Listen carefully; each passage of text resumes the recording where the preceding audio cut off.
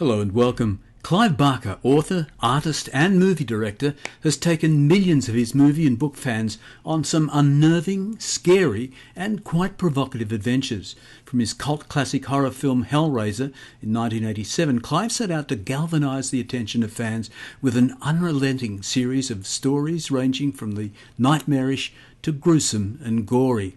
Stephen King, the reigning king of horror at the time, was quoted as claiming, "I have seen the future of the horror genre," and his name is Clive Barker.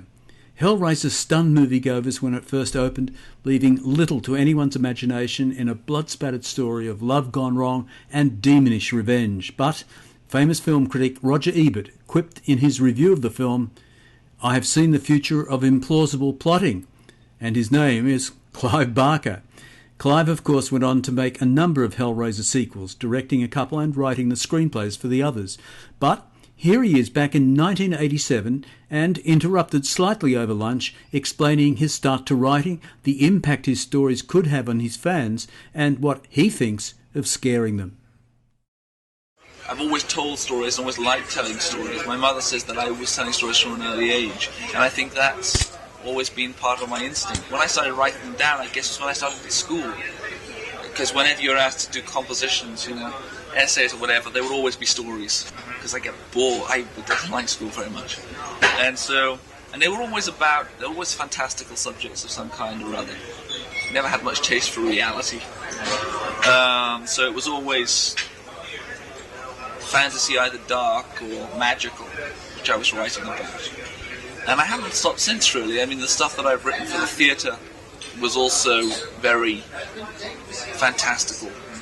And the stuff I've done for the screen, obviously, my paintings, everything I do, everything I'm involved in is about the imagination.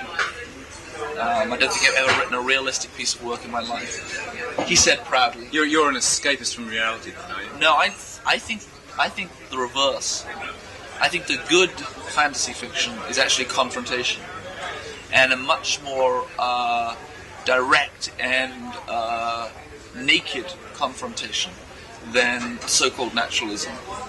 Because what you're actually doing is presenting people with metaphor, which can be, and often is, at its best, more alarming, more radical, more subversive than any piece of naturalism could be.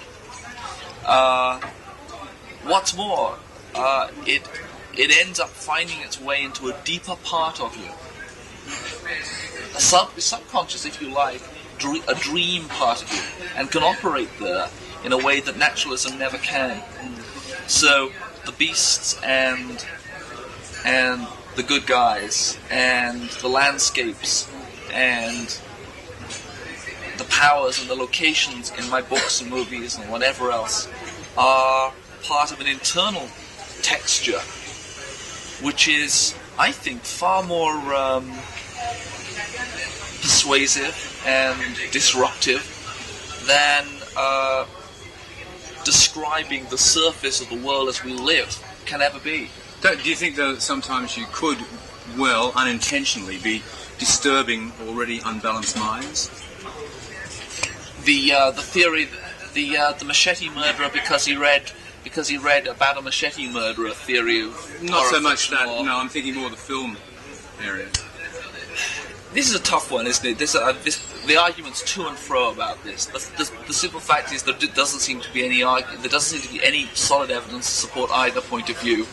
But there is some evidence. There's evidence that suggests that there are certainly court cases in which people have said that they actually saw a picture and they went out and inspired. They were inspired.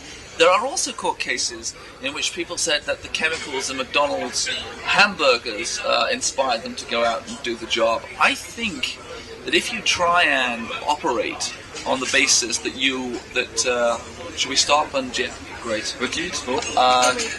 Let me just. You've got a valid point, and I want to answer it. Let me just sign the cheating. Thank you. I don't think you do anything except make curb movies. I think what happens is that you basically remove from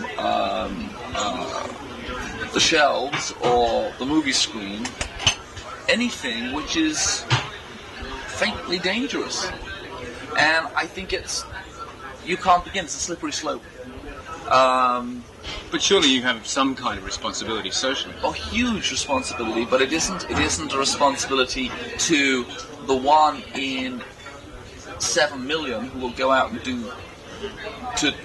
perform the murder. I can't prescribe any kind of solution to that. All I can do is hope that there is some kind of moral underpinning to what I do, so that villainy, if you like, on a very simple level, villainy is punished. That and villainy depends on your interpretation. My interpretation is that villainy, true villainy, is willful blindness, is willful ignorance, and blinkeredness. And the blinkered characters, the blind characters, the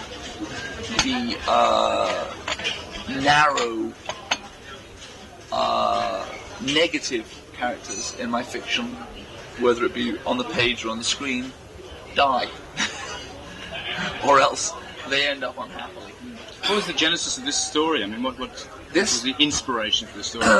I don't think I have specific inspirations. I mean, there's never a time when I sit down and I think, this is the one, that's the moment, this is the thing. What I do have is a number of notions which I gather as time goes by, jot them down as notes or whatever else, and just gather all of these together, and eventually there comes a time when one of them decides to get itself written. Now this idea, the notion was set down as a novella called The Hellbound Heart, and the idea for it had been around for a long time, and the moment it came to write it down, the screenplay changed somewhat from the novella, the movie changed somewhat from the screenplay. In other words, everything is like in a constant state of evolution. And for me, there is never a recognizable moment when you say, that's what inspired me, and now I'll start. I know that's not true for other people, but it's certainly true for me. I have notes for hundreds and hundreds of ideas, most of which probably I will never use in the form that they're written down, but they're there as a sea of things which I'll maybe make reference to. Don't you think that in a way, not especially for your film, but sometimes the adaptation to the movie can be a limit to the imagination. Some word like Lovecraft's works, they couldn't never far been rightly adapted. No, I think there's two schools of thought. I mean, the first thing to say is that whatever movie is made of whatever piece of literature, however bad, good, or indifferent the movie is, the piece of literature still exists, and you can still go back. There have been countless movie versions of Murders in the Rue Morgue by Poe. You can still go back to Murders in the Rue Morgue, and there's the original material. I rather enjoyed Herbert West Reanimator. It isn't anything like Lovecraft.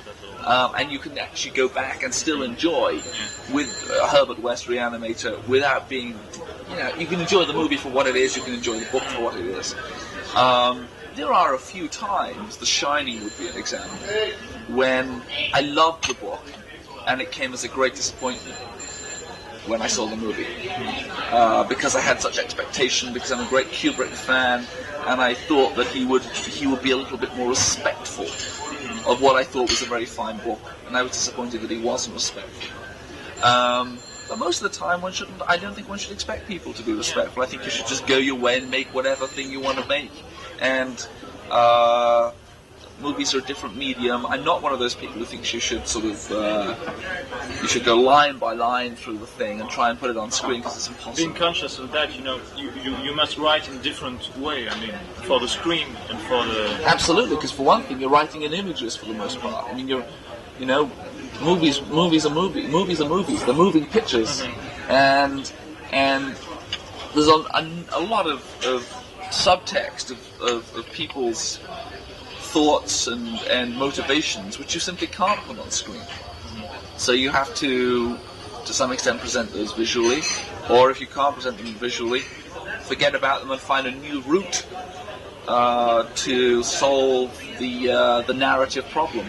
So I'm always looking at movies as being a new language.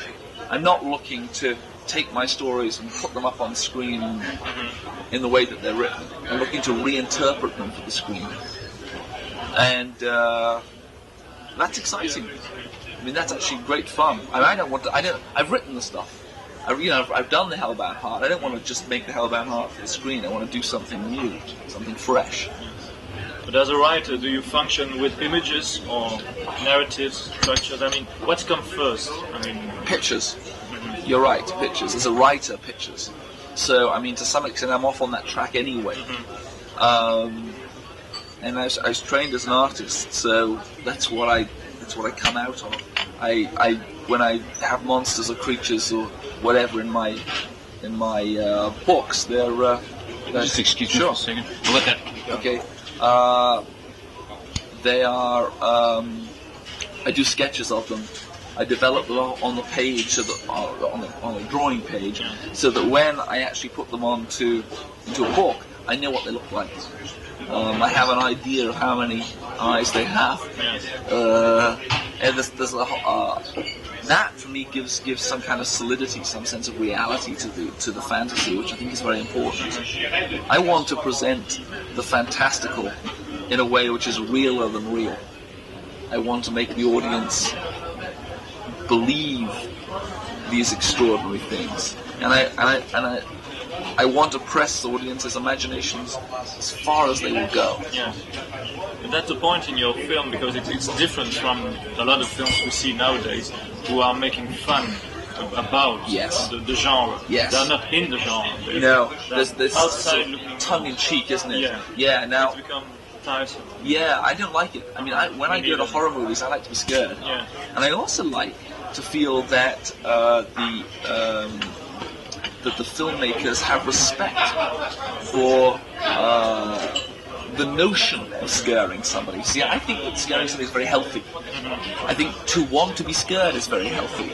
I think to be the excitement of being scared is very healthy. Today, Clive is 74 and continues to write and paint. Over the decades, he's illustrated many of his books, as well as countless comic books.